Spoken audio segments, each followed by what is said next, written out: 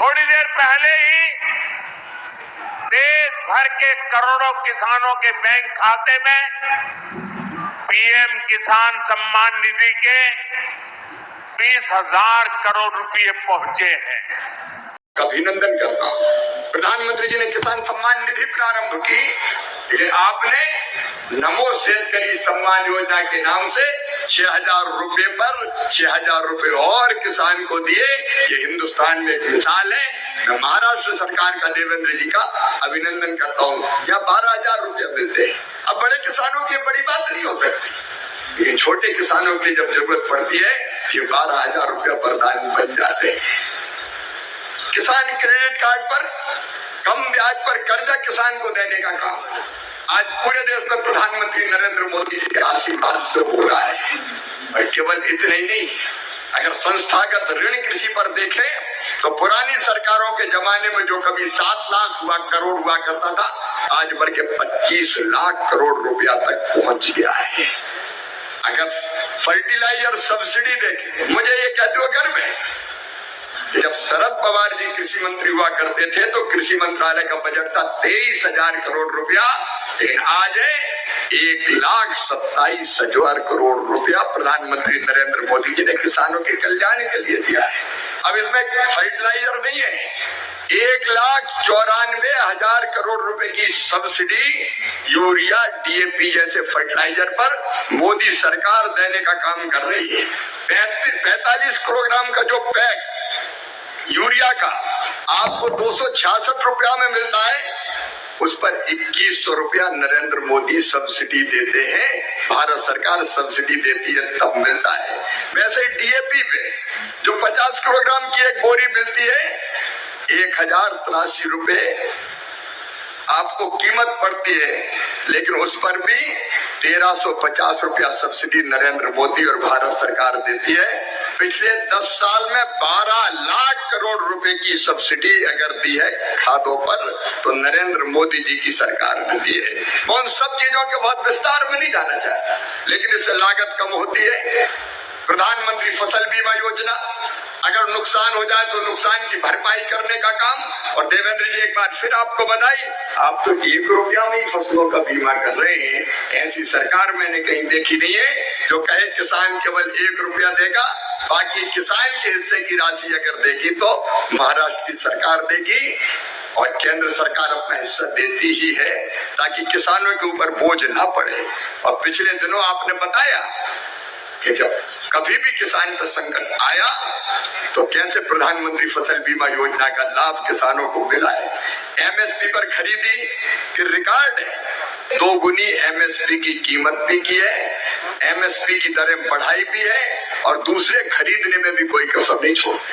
ये महाराष्ट्र की सरकार है, मुझे याद है देवेंद्र जी मिले थे और उन्होंने कहा था कि सोयाबीन सस्ता इसलिए हो गया कि 0% इंपोर्ट ड्यूटी पर पाम ऑयल और बाकी खाद्य तेल विदेशों से आयात हो रहा है। यह उनकी चिंता थी।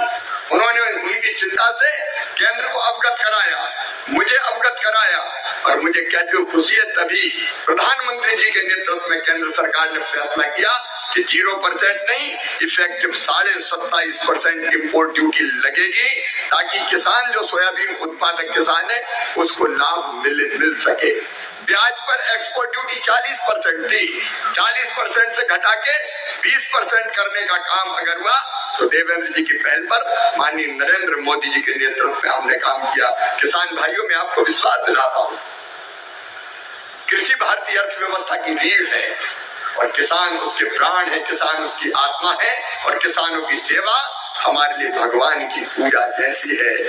हम दिन और रात लगातार एक के बाद एक जैसे किसानों के सामने समस्या आती है, उसके समाधान में प्रधानमंत्री नरेंद्र मोदी जी के नेतृत्व में कोई कसर नहीं छोड़ते, कोई कमी नहीं छोड़ते, और ये अलग अलग योजनाएं लगातार बनती चली जाती है। आज उनके बहुत विस्तार में मैं नहीं जा रहा, लेकिन अलग अलग योजनाओं के माध्यम से, जिनमें से कई का जिक्र अभी देवेंद्र जी कर रहे थे, हम किसानों के कल्याण के काम में निरंतर लगे हैं, लगातार लगे हैं, आगे भी हम लगातार लगे रहेंगे।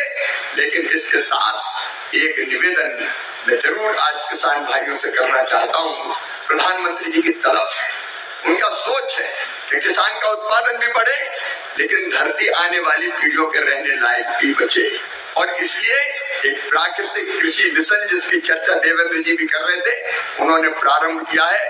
हम उत्पादन घटाए बिना उत्पादन घटाए हम प्राकृतिक खेती पूरी जमीन पर नहीं है, हर किसान अगर 5 एकड़ जमीन है तो आधे एकड़ पर जरूर करे, अगर 10 एकड़ जमीन है तो 1 एकड़ पर करने का प्रयत्न करे।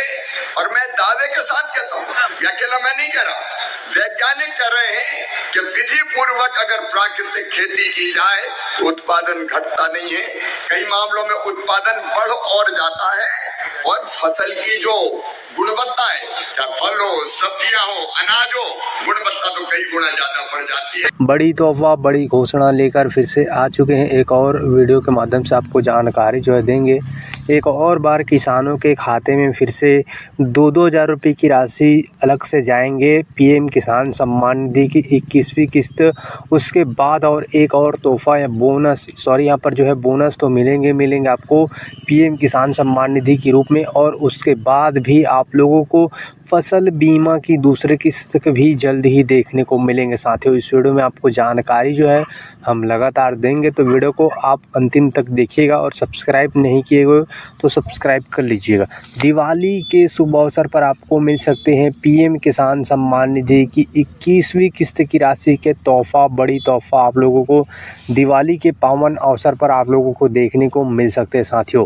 और साथ ही दिवाली से पहले आप लोगों को फसल बीमा का सेकेंड किस्त की इंस्टॉलमेंट भी देखने को मिलेंगे। तो ये बड़ी तोहफा आप लोगों के लिए, किसानों के लिए हर साल माननीय प्रधानमंत्री के द्वारा 6-6 हज़ार रुपये और राज्य सरकार के सीएम की तरफ से भी 6-6 हज़ार यानी कि 12-12 हज़ार रुपये किसानों के खाते में सीधे राशि जो है भेजा जाता है साथियों। तो ये किसानों के लिए बड़ी सौगात है, किसानों के लिए बड़ी तोहफा है, बड़ी सौगात है। और आने वाले समय में भी इसकी जो राशि है 12 हज़ार रुपये की राशि होंगे साथियों। और पता चले, अगर आपको पीएम किसान सम्मान निधि की राशि लगातार लेना है तो आपको ई-केवाईसी कराना अति अनिवार्य है, अनिवार्य है साथियों। यदि आप ई-केवाईसी नहीं कराओगे तो आपका पैसा खाते में नहीं पहुंच पाएगा, अटक जाएगा।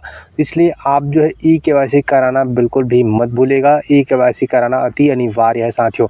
और जब भी 21वीं किस्त आएगा तो हम आपको और जानकारी देंगे, लेकिन आपको पता होगा 4 महीने के अंतराल में, हर 4-4 महीने के अंतराल में ये राशि किसानों के खाते में डालेंगे। और जो है किसानों को सिंचाई के लिए यहाँ पर जो है खाद की व्यवस्था भी उत्तम, सब्सिडी भी जाता है, ट्रांसफार्मर में अनुदान दिया जाता है, खेत तक बिजली पहुँचाने की सुविधा भी दिया जाता है। तो इसलिए से किसानों को किसी प्रकार से समस्या ना हो, इसके लिए सरकार जो है, बीजेपी की सरकार लगातार काम कर रहा है। बाकी जब भी कोई योजना से जुड़ी जानकारी अपडेट आएगा तो इस चैनल के माध्यम से आपको जानकारी जो है